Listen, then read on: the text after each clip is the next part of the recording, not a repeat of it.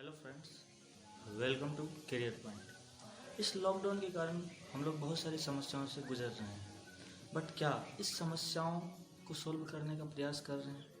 बिल्कुल नहीं। आपको क्या लगता है कि लॉकडाउन ख़त्म होते ही हर एक समस्याओं का समाधान हो जाएगा? बिल्कुल नहीं।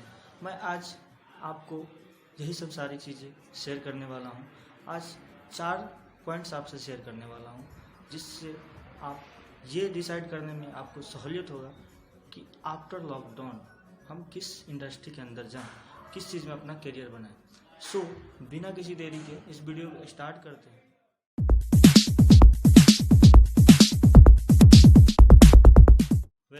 तो स्टार्ट करते हैं।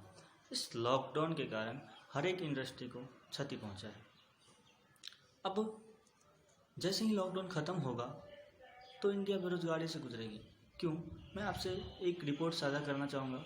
KPMG का एक रिपोर्ट है।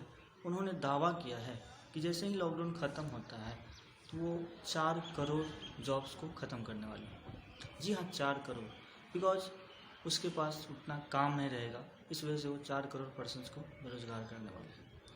अब इस कंडीशन में अगर हमको करियर का चुनाव करना हो तो हम लोग क्या करेंगे? तो ये तो प्रॉब्लम्स है दोस्तों। जो रियलिटी है उससे हम लोग भाग नहीं सकते। भले ही कुछ भी सोच ले, बट रियलिटी से हम लोग भाग नहीं सकते। तो वो रियलिटी को आप लोग जानो, समझो कि आखिर लॉकडाउन के बाद क्या होने वाला है। अगर लॉकडाउन ख़त्म भी हो जाए तो क्या सब हो सकता है, कितनी सारी परेशानी को आप लोगों को सामना करना पड़ सकता है। सो मैं आपको डरा नहीं रहा हूँ, मैं आपको आज सॉल्यूशन बताने जा रहा हूँ।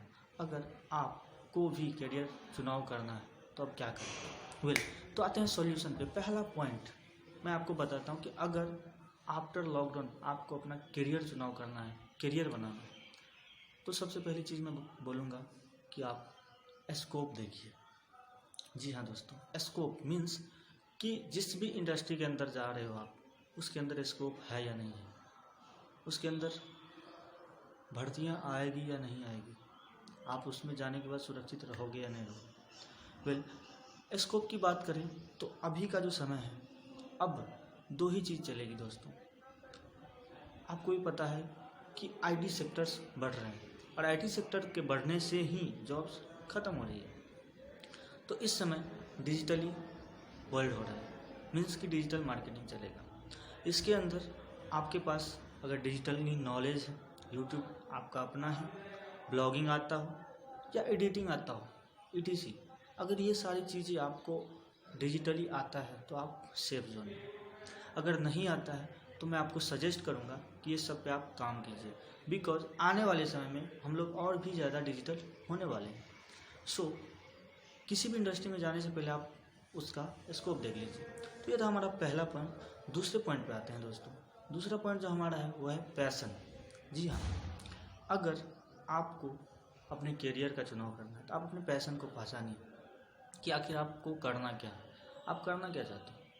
दोस्तों अभी का जो समय है ना, बहुत सारे पर्सन्स ये सोच रहे होंगे कि पैशन को मैं पहले दूँ, बट नहीं, बिकॉज अभी आपको उसमें पहले जाना है जिसमें स्कोप ज़्यादा है, और उसी के अंदर जाके उसको एक अपॉर्चुनिटी समझ के आपको अपना 110% उसमें लगाना है, मेहनत करना है और उसी को अपना पैशन बना लेना है, ताकि आप उसी से बहुत बड़े लेवल पे जा सकें। सो दूसरा हमारा पॉइंट था पैशन, इस पे आपको काम करना पड़ेगा।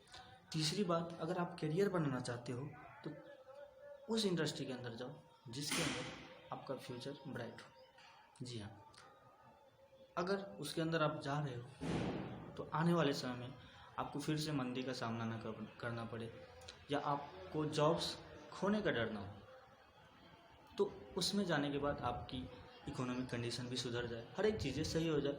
दैट मीन्स कि आपका फ्यूचर ब्राइट हो जाए। ये थी हमारी तीसरी पॉइंट। और लास्ट जो हमारा पॉइंट है करियर चुनाव करने का, स्टेबिलिटी।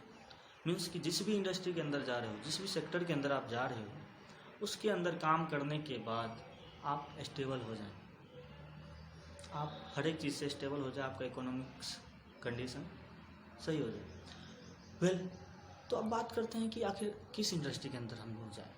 तो मैंने आपको पहले ही बता दिया है कि अब सिर्फ और सिर्फ डिजिटली काम होगा, और डिजिटल के अलावे अगर आप कोई और दूसरा सेक्टर चुनना चाहें तो एक ही सेक्टर है जो रामबाण हो सकती है हम लोगों के लिए, वो है डायरेक्ट सेलिंग, जिसे MLM भी बोलते हैं, मल्टी लेवल मार्केटिंग। जी हाँ दोस्तों, इस इंडस्ट्री के अंदर जाने के लिए ना ही आपको कोई डिग्री की ज़रूरत पड़ती है और ना ही कोई स्किल्स की।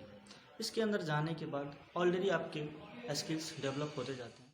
सेलिंग पे हम एक और न्यू वीडियो लाएंगे जिसमें मैं फुल डिटेल्स आपको बताऊंगा कि आखिर डायरेक्ट सेलिंग होता क्या है, उसके अंदर किस तरह से हम लोग डेवलप कर सकते हैं अपने आप को। सो अगर इस वीडियो में आपको कुछ भी अच्छा लगा हो तो आप इसको लाइक करना मत भूलिएगा और अपने दोस्तों को शेयर करना मत भूलिएगा, बिकॉज ये प्रिपरेशन का टाइम है। अगर आप अभी समझ गए, प्रिपरेशन कर लिए कि नहीं आफ्टर लॉकडाउन मुझे कुछ करना है, तो आप अभी से इस दोनों इंडस्ट्री में से किसी एक का चुनाव कीजिए और उस पर काम करना स्टार्ट करिए। So thank you for watching.